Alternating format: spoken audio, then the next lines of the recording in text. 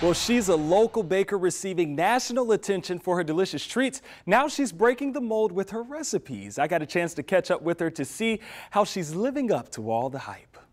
Today we're going to be making 2 healthy treats. She's a 12-year-old entrepreneur, rising to the top with a growing culinary resume. I never really thought that I would see my brand in my own store. Pastry chef and owner of Goddess Food Factory, Simone Bridges, she says her love for baking grew after offering her grandmother a hand in the kitchen. So I was like, Grandma, can I please help you out while baking? And then first answer was like, no, Simone, because you're going to come in here and burn down my kitchen. She eventually got that chance to help out and loved the sugary process. The batter and then see them rise and then see how good they taste. It's just like, wow. Her baked goods have received raving reviews from celebrity chefs and athletes.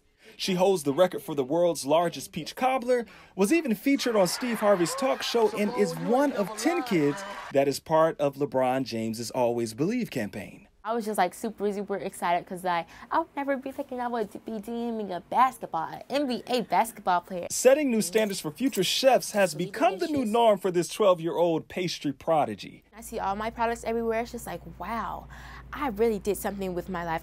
Chef Simone's STEM Extreme Baking program, her face on the cover of magazines, and releasing her book is only the beginning.